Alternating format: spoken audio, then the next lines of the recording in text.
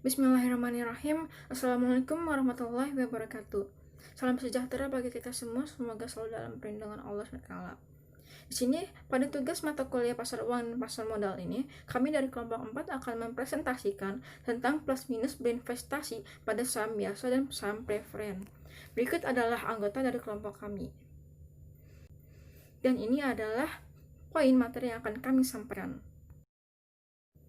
Nama saya Nisa Maharani Koto. Di sini saya akan menjelaskan tentang pengertian dari saham. Saham adalah surat berharga yang mana sebagai tanda kepemilikan dari suatu perusahaan. Sebagai tanda bukti memilikinya suatu perusahaan di mana pemegangnya disebut sebagai pemegang saham atau shareholder. Nah, wujud dari saham ini adalah secari kertas yang menerangkan bahwa seseorang tersebut merupakan pemilik dari sebuah perusahaan yang menerbitkan kertas tersebut.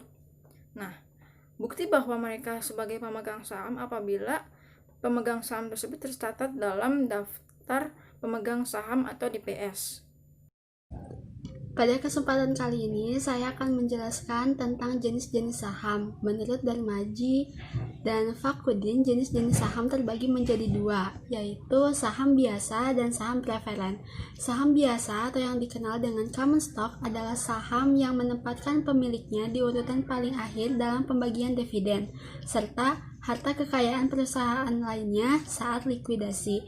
Yang kedua ada saham preferen atau preferred stock, yaitu merupakan saham yang memiliki karakteristik gabungan antara obligasi juga saham biasa. Pemilik saham ini akan mendapatkan pendapatan tetap seperti halnya pemilik obligasi, namun juga akan mendapatkan dividen seperti halnya investor. Baik, selanjutnya adalah karakteristik saham biasa dan preferen. Yang pertama, karakteristik saham biasa itu memiliki 5 karakteristik. Yang pertama, dividen dibayar sepanjang perusahaan memperoleh laba, memiliki hak suara dalam rapat umum atau one share one vote. Yang ketiga adalah memiliki hak terakhir apabila perusahaan dilikuidasi atau dibubarkan setelah membayar kewajiban perusahaan. Yang keempat adalah memiliki tanggung jawab terbatas terhadap klaim pihak lain sebesar proporsi sahamnya. Yang kelima adalah hak untuk mengalihkan pemilikan sahamnya. Sedangkan karakteristik dari saham preferen adalah memiliki hak lebih dahulu memperoleh dividen, dapat mempengaruhi manajemen perusahaan terutama dalam pencalonan pengurus perusahaan. Kemudian dalam hal likuidasi memiliki hak untuk mendapatkan kekayaan yang lebih besar atau nominal yang lebih besar. Nama saya Aryani Fajri, saya akan menjelaskan materi mengenai perbedaan hak pemegang saham biasa dan hak pemegang saham preferen. Hak pemegang saham biasa diantaranya, yang pertama ada hak kontrol saham biasa. Yang kedua ada hak menerima pembagian keuntungan, dan yang ketiga ada hak preemptif, yaitu hak untuk mendapat presentasi kepemilikan yang sama jika perusahaan mengeluarkan tambahan lembar saham untuk tujuan melindungi hak kontrol dari pemegang saham lama dan melindungi harga saham lama dari kemerosotan. Selanjutnya ada hak pemegang saham preferen. Di antaranya yang pertama ada hak preferen terhadap dividen. Yang kedua hak dividen kumulatif, dan yang ketiga hak preferen pada waktu likuidasi, yaitu hak pemegang saham preferen untuk mendapatkan terlebih dahulu aktiva perusahaan dibandingkan dengan saham biasa pada saat terjadi likuidasi. Saya Aster Karlinda, saya akan membahas materi tentang kelebihan dan kekurangan dari saham biasa. Yang pertama itu, tidak ada kewajiban tetap untuk membayar dividen kepada pemegang saham biasa. Yang kedua, saham biasa tidak memiliki jatuh tempo. Ketiga, saham biasa kurang berisiko bagi perusahaan apabila dibandingkan dengan pembiayaan lainnya, baik saham preferen maupun utang jangka panjang.